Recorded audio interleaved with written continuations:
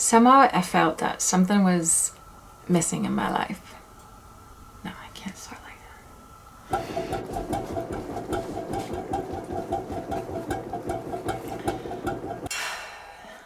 I'm sitting on this 100-year-old canal boat, and for the past hours I've been trying to figure out the best way, how to explain to you how I got here. The journey that led me here has been such a deep and emotional one that it's hard for me to put into words. And I've pressed the record button like 100 times and it's just not coming out right. So I decided I'm gonna take you to where I work best. Outside.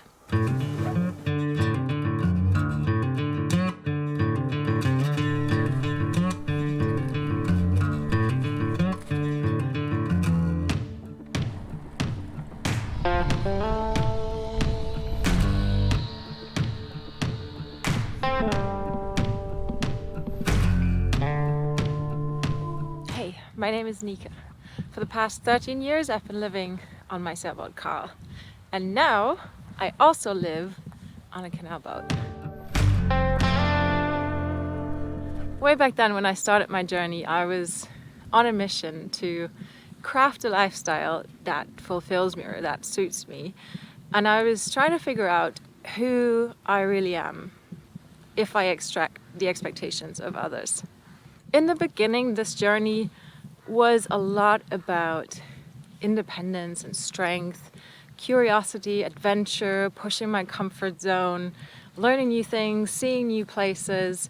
And I think that is why I chose a sailboat and why I decided to do it solo, because that was giving me a lot of space to explore exactly these areas. And I did explore quite a bit of all of them.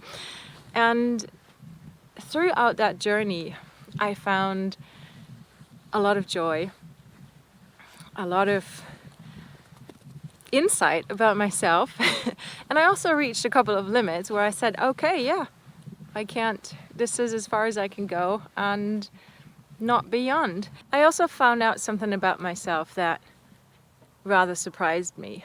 I realized that when I gave myself the opportunity to explore all these areas of independence and strength and self-reliance, curiosity, adventure, freedom, that I noticed that my heart was still at the same time longing for something else, which was connection, calmness, steadiness, and a tiny bit of comfort.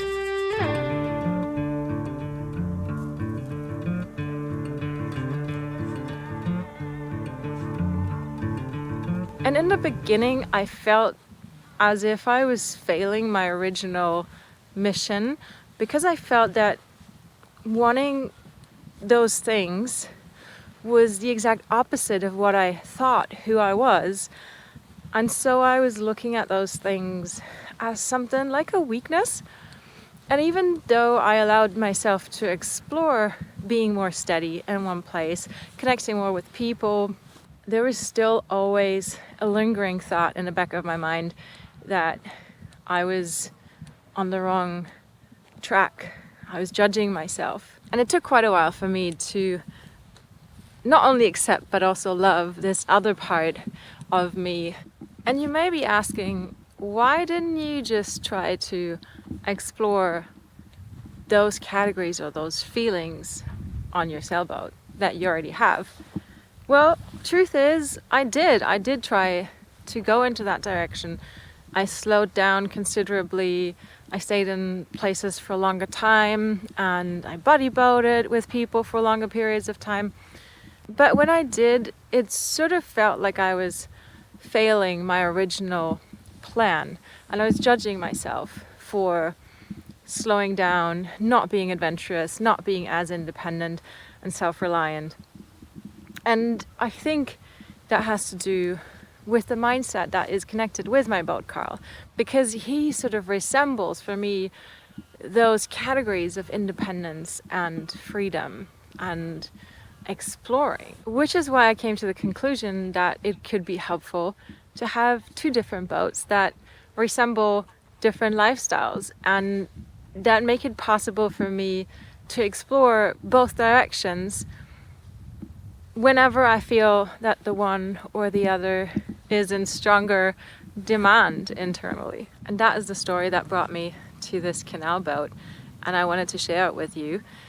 For those of you who have been following Untie the Lines, you know more or less how I got to this point. For those of you who haven't, I'll put a link to the playlist of how everything began up there, and feel free to check it out for some further details.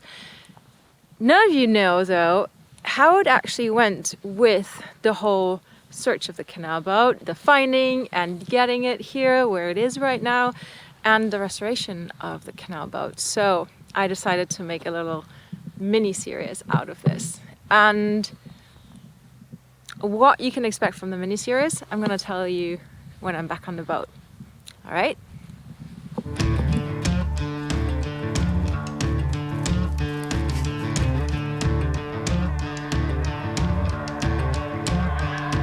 Wow, I'm really happy that I finally managed to record that. I don't even know why it's so difficult. I've been recording videos for a long time now, but somehow this one was, or is, particularly hard. Maybe because it is, well, my videos are usually close to my heart, but this one is especially close to my heart, I think, because it is the process of allowing myself to explore something that I didn't allow myself to explore for years or decades. So I guess that makes it a little emotional, and therefore I want to make sure I get it right. So be gentle with me, okay? All right, what can you expect from this mini-series that I'm calling Roots on Water? Because, untie the lines, be wild and free, and roots on water. I'm sure you get it. So what can you expect from Roots on Water? So there's going to be three main parts. There's going to be the quest for the right boat, where I'm going to take you through the process of going on a journey to check out various canal boats in the Netherlands and Belgium to figure out what I actually want and what I don't want, and also to show you a little bit the beautiful landscape and culture of the Netherlands and Belgium, because there is some final gems there. So it's going to be a mix of that, all right? It's going to be boat stuff, but it's also going to be the journey and the countryside and personal reflections. And there is also going to be a little love story. And I'm not talking about Floor here. Since I'm sitting on a canal boat right now, I obviously did make a decision for one of them. So second part is going to be about the chosen one and how I got it from where I purchased it for where it's now. And all the adventures, challenges, anxieties, and problematics that had to do with that chapter. And then the third chapter is something that is only in my head so far and only within my planning, because it's about refitting this boat to become the boat that I eventually want it to be. And honestly, that phase hasn't started yet. We're right now between phase 2 and 3. So who knows, maybe there isn't going to be a part 3, but if everything goes as planned, there's going to be a part 3 about the restoration / refit of said canal boat. And we all know what to expect of Nika refitting boats. It's going to be chaotic as usual. No, but it's actually going to, hopefully, I don't want to spoil too much, but it is going to be slightly different, because this time I do want to plan things a little bit better than I did in the past with Karl. And I am in a place where I can get parts and materials and tools a lot easier. I know a little bit more what I'm doing, but also I'm not as afraid as I was with Karl to ask for help and to ask people to teach me new skills. So that's also something I want to dive into in the part 3. I want to dive a lot deeper into metal work, which I've only touched like on the surface a little bit with Maria and her boat Joanna. So now that you know what to expect from Roots on Water, you may be asking, why is this a mini series? Why is this not part of Untie the Lines? I think one of the reasons I already explained, because it has a very different vibe. Yes, it is about personal growth and the personal journey of crafting a lifestyle that suits me, but it is exploring something different. So I feel it would be confusing to put it under Untie the Lines. That's why I open up a new section, and I very much don't want it to be an ongoing thing. I want it to be limited so that I don't put any expectations on myself of having to perform anything outside of what I've just said. And there's one other thing that I want to explain to you about this mini series. I have decided to publish this mini series to channel members and patrons only first. So please bear with me until the end. It means I will eventually publish it to everybody to watch for free, but I decided to share it with patrons and channel members first, and here's the 3 reasons why. The first and most obvious reason, and you've probably heard this from other creators, making videos is very time consuming, and in this time I cannot dedicate my work to another paid job. So creating these videos has to make financial sense to me. And luckily there are some awesome people like some of you out there who are able and willing to support the creation of my videos financially. And by making this patrons and channel members first, I want to honor the support of the people that have made this channel possible for the past 13 years, and that keep it rolling.